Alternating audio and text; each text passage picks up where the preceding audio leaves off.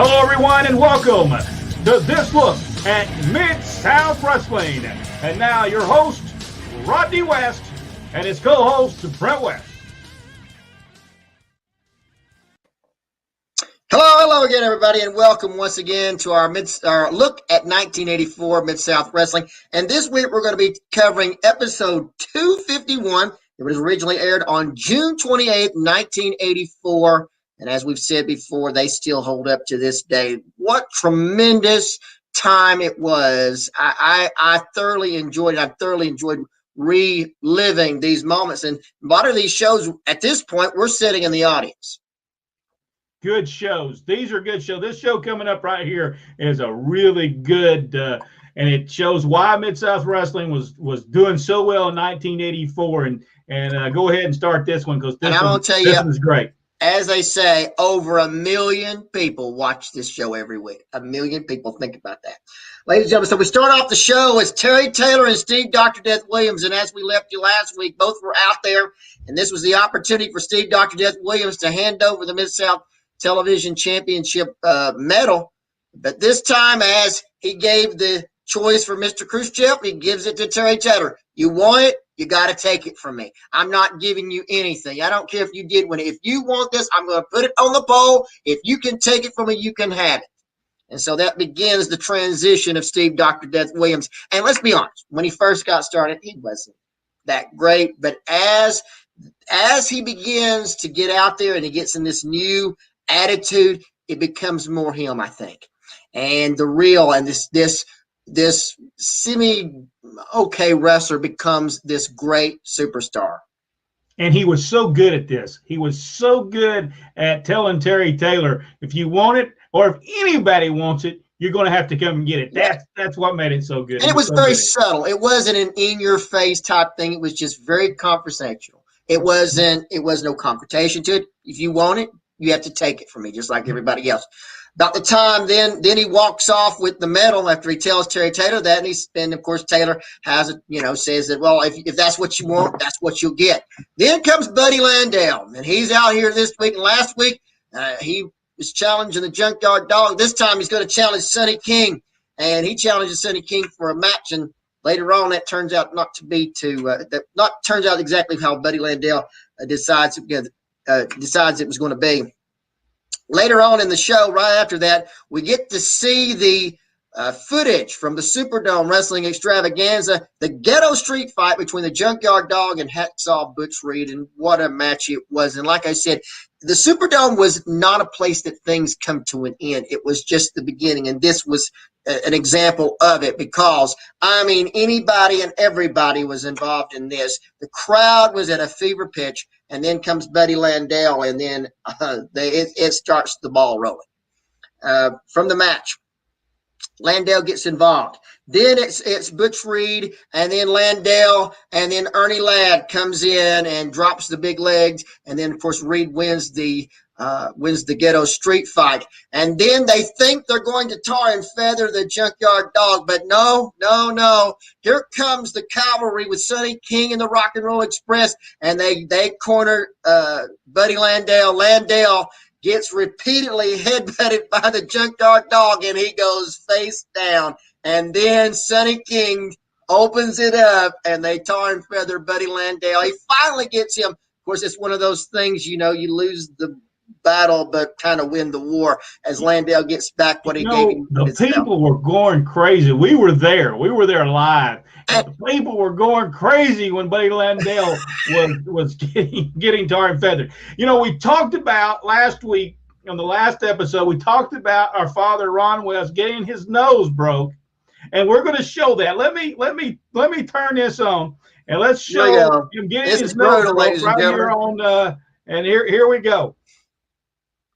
Here comes Landel. Dad's down for the count. Boom. It was face all in the mat. Here it is in slow-mo. Landel comes all the way up, and he comes all the way up, and boom. All his weight down across the back of his head. And then later on, you can see, I believe he's telling Randy Anderson, I think I broke my nose. I think he broke my nose. And he did. He did. Black eyes and nose. But you know what? He was still in the ring the next night and the next night, still refereeing because you're a trooper. You got to keep on going. Got to keep on going. And it was a tremendous night. First time, like I said, first time we'd ever been to the Superdome, and our first Superdome wrestling extravaganza. Ended just fantastic. When you left there, you forgot that actually the Junkyard Dog lost. That's the way it goes. That's the way it goes.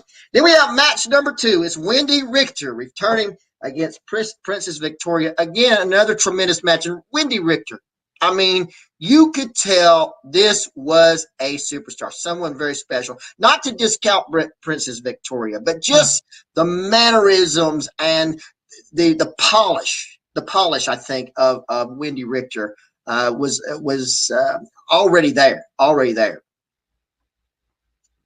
At that time, during the match, Jim Cornette makes his appearance with the trophy. And after the match, of course, Wendy Richter ends up winning that match. And you could hear Princess Victoria, Cornette, you don't have any business being out here. And he kind of just shut it. It was good stuff. Yeah, it was really good. And the women, to me, they kind of disappeared, I think, after this, but they should have still been there, especially Wendy Richter. But at that time, Wendy Richter and Princess Victoria, and they were in demand everywhere. And so, I mean, they were the top ladies at the time, women wrestlers. Well, anyway, Cornette's out there with his trophy, and he talks about what she had to do to the big dumb goof, Jim Duggan. He had to put your lips on that you call him Bullwinkle the Moose, and he put him out with the ether.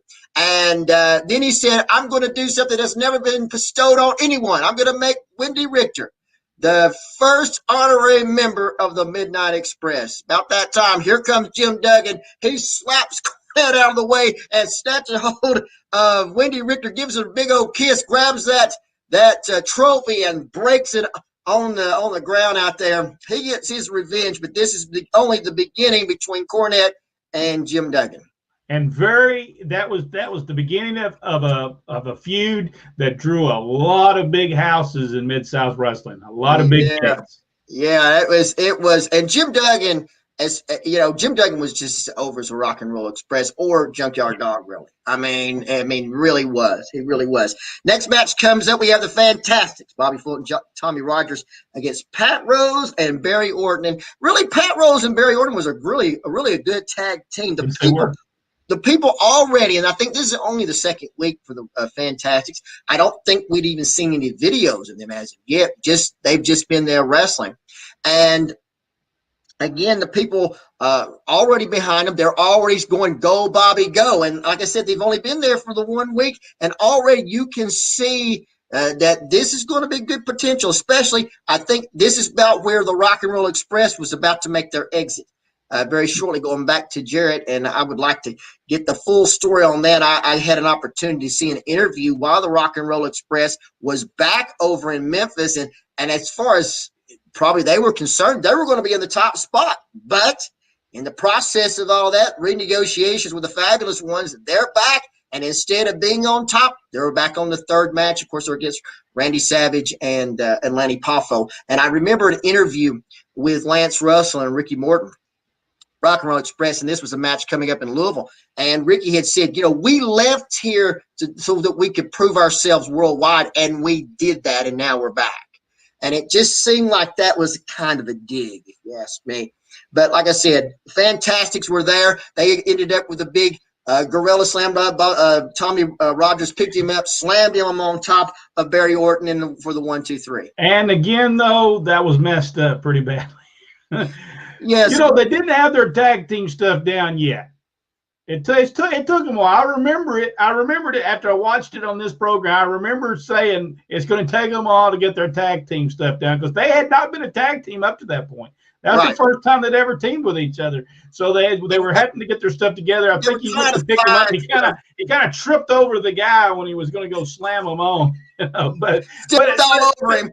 They were building it. As time went by, they became very good at what they did, though. So. They were trying to perfect the finish, and, they eventually got it. Then we have a big tag match, tremendous match. Hacksaw Butch Reed and Crusher Khrushchev against Mark Reagan and Mike Jackson. Again, just a tremendous match. In the end, it was Reed catching with the Gorilla Slam on Mark Reagan. Khrushchev's in with the with the backbreaker, and that was the end of that for Mark Reagan and Mike Jackson. But it's still a tremendous match, and Mark Reagan really was getting some good response. Really was. I think there was more possibilities there for him, but I'm not sure what his time frame was, because it didn't seem like he was there very long. Did he ever go anywhere else after that? I don't remember seeing him anywhere else. He was really good though, so he could have really made it somewhere else. I don't think they saw him as as a replacement for anyone, but I think he could have been. I think he could have been a big star for that. And all of a sudden, he stopped doing the dancing, and then they stopped with the Michael Jackson music. It could have been because the PYT was on the way. Pretty Young Things, Coco Ware, Norvell Austin. And of course, they used Pretty Young Things by Michael Jackson, so they may not wanted two people doing the same thing, being that they knew that they were on the way. Then we had Buddy Landel and Sonny King. And I'm telling you, Sonny was very different. His style was very different. It was unique. It was a Sonny King thing. And then there was nobody duplicating it. It was nobody copying. Sonny King was an original, and it showed that. And of course, Landel, tremendous. Put Sonny King over like a son. Just like $1 million. It was a fantastic match. And these were just kind of warm-ups to what's going to happen in the arenas with Sonny King and Buddy Landel, because I'm going to tell you, Sonny King got tremendous response no matter where he went. He did. No matter what town it was, he got tremendous response. In the end, so as Landel comes out, Landel has his arm in a sling. Okay, so has his arm in a sling, and now he's going to substitute with wrestling, Mr. Wrestling 2. And like I said, Landel does his thing later on in the match. So it's just, I'm hurt. I was doing push-ups is what he said. I was injured while doing push-ups, and now Wrestling 2 is going to take my place. And I could have beat you, but I'm going to let my man here, Wrestling 2. And, of course, Wrestling 2, which is Hercules Hernandez, he's doing his posing, and Sonny King and Sonny is aggressive. And like I said, they have a pretty good match. In the end, it was Landel finally jumping in the ring, takes the sling off and puts it around his neck. Then it's Katie bar the door. Finally, Landel gets a chair, goes to hit Sonny King with it. He hits him with it. Sonny King just stood there and looked at him. Took the chair with him and cleaned house with the chair, and then had the chair right in front of the set. His powder, bang, bang, bang.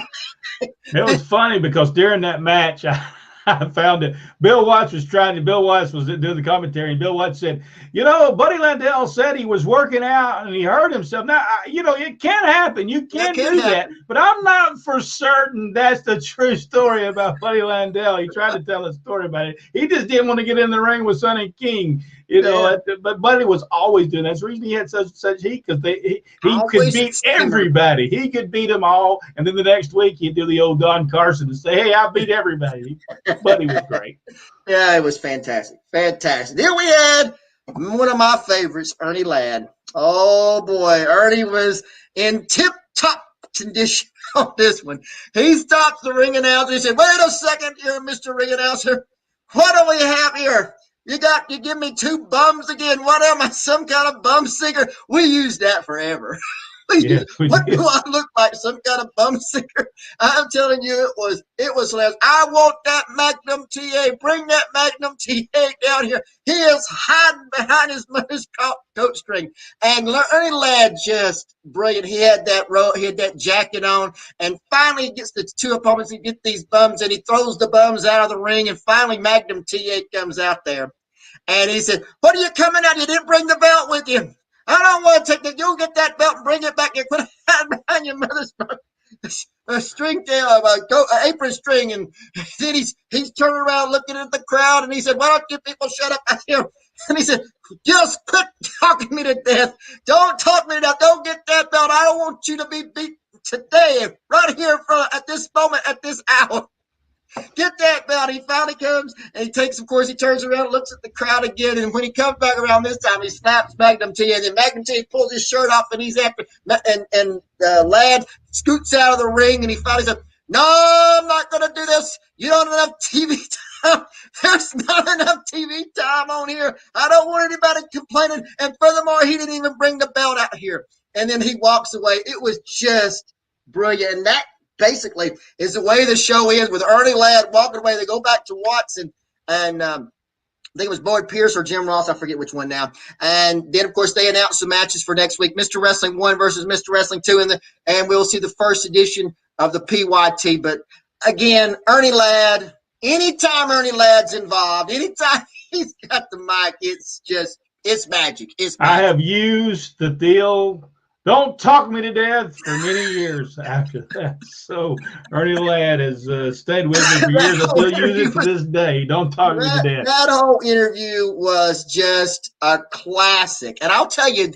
this thing with Mr. TV Announcer, I found out, I was watching some stuff from Florida, and it all came together. When he mentioned Gordon Soley had said something about he was there as a bounty hunter.